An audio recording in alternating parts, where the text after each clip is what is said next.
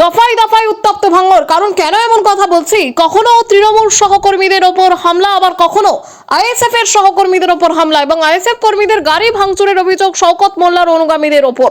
Vote ঘোষণার আগেই যদি ভাঙড়ে এমন পরিস্থিতি হয়, তাহলে ভোটের সময় কি হবে? আইএসএফ সহকর্মীদের একটাই দাবি, শওকত মোল্লা যতদিন ভাঙড়ে দায়িত্বে থাকবেন অশান্তি থামবে না। আমাদের ক্যামেরার মুখোমুখি হয়ে কি বলছেন আইএসএফ এর সহকর্মী, দেখুন বিস্তারিত। রাহুলের গাড়ি ভাঙচুর, লাখ লাখ টাকার গাড়ি, কি বার্তা দেবেন? গাড়ি নিয়ে পালাচ্ছিল এবং 3 থেকে 4খানা গাড়ি ভাঙচুরের অভিযোগ। দেখুন, মূলত বিষয় হচ্ছে এদের পুরো এরা যা করছে শওকত মোল্লার নির্দেশে পুরো পরিকল্পনা মাফিক কাজ করছে এবং সন্ত্রাসী যা শুরু করেছে, মানুষের উপরে যা অত্যাচার শুরু করেছে, মানুষের উপরে যা অত্যাচার নেমে আসছে এবং সাধারণ মানুষের উপরে যা অত্যাচার শুরু করেছে, আগামী দিন আমরা কিন্তু ছেড়ে কথা বলবো না। আমরা প্রচুর অত্যাচার শুরু করব, এই অত্যাচার সহ্য করছি। আগামী দিন আমরা ছেড়ে কথা বলবো না। পুলিশ নিরপেক্ষতা পালন করছে। পুলিশ বলেছে আমরা সারা রাতের মধ্যে ওদেরকে অ্যারেস্ট করবো, মুসলিমকে এবং সাদ্দামকে। আমরা সেটা দেখবো না। যদি অ্যারেস্ট করে, কালকের গণতান্ত্রিক প্রক্রিয়ায় আমরা এর জবাবটা কালকেরই দিয়ে দেবো। 10 থেকে 12 মিনিটের রাস্তা, সেই রাস্তায় পুলিশ যেতে আধা ঘন্টা লেগে গেল। কি বার্তা দেবেন? পুলিশ কি তাহলে এর সঙ্গে চক্রান্ত? এসব সব ষড়যন্ত্র, সব চক্রান্ত। পুলিশের কোনো ভূমিকাই নেই। ওদের যদি মনে করে, পুলিশ যদি তুলবে ওদের মনে করে, এক্ষুনি গিয়ে তুলে আনতে পারে। ওরা ওখানে সব ওদের ওখানে ছেলেপিলে নিয়ে বসে আছে। পুলিশ চলে যাবে, আবার আমাদের ছেলেদের উপরে অ্যাটাক করবে। পুলিশের কোনো ভূমিকাই নেই। পুলিশ যদি মনে করে এক্ষুনি ওদের তুলে নিতে পারবে। পুলিশ যদি না খুঁজে পায়, আইএসএফ নেতারা কি তাদেরকে খুঁজে বার করতে পারবে? পুলিশ যদি আজকে না খুঁজে পায়, আমাদের বলুক, আমাদের লিখিত দিক যে আমরা খুঁজে পাচ্ছি না, তোমরা কিছু করার হয় করে নাও। ওদের 5-10 মিনিটের মধ্যে আমরা খুঁজে দেবো। যে এখতিয়ারে থাকবে আমরা খুঁজে দেবো। কি বলবেন? দিনের পর দিন আক্রমণ, এবং এটা একবার নয়, বারংবার হয়ে আসছে।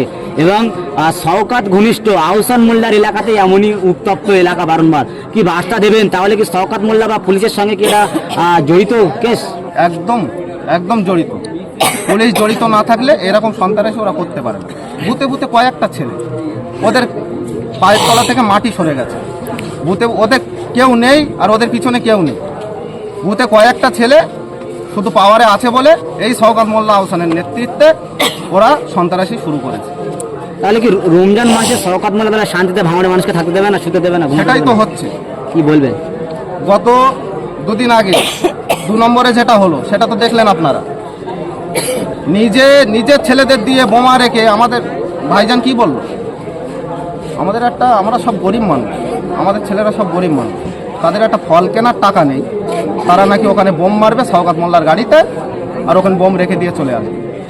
মানুষ সব বুঝতে পারছে, সব নাটক মানুষ বুঝতে পারছে। এর জবাব মানুষ আগামী দিন গণতান্ত্রিক প্রক্রিয়ায় দিয়ে দেবে। প্রশাসনের কি করা দরকার ছিল অ্যাডভান্স? তাহলে ওরা যখন সবই জানে যে একাটা হবে রাহুল, তাহলে ওদের তো একটা হলেও নিরাপত্তা দেওয়ার দরকার ছিল। আমাকে দেখেছি কোনো ব্যাপার না, কিছু একটা দুর্ঘটনা হচ্ছে। আগের দিন দেখলাম নিজে হয়তো বোম মেরে গাড়িতে জেট ক্যাটাগরি ছিল, আবার তার থেকে উদ্ধ ক্যাটাগরি পেল। তাহলে কি শুধু শাসক দলের জন্য এই ভাঙড় থানার পুলিশ তথা এই আমাদের যে ক্যালকাটা পুলিশের সিপি শুধু মানে শাসক দলের বন্ধুদের জন্য আছে, আর যারা বিরোধী করে তাদের জন্য নেই? আমাদের কাছে প্রশ্ন হলো এই, আজ রাতের মধ্যে প্রশাসন কি স্টেপ নেয়?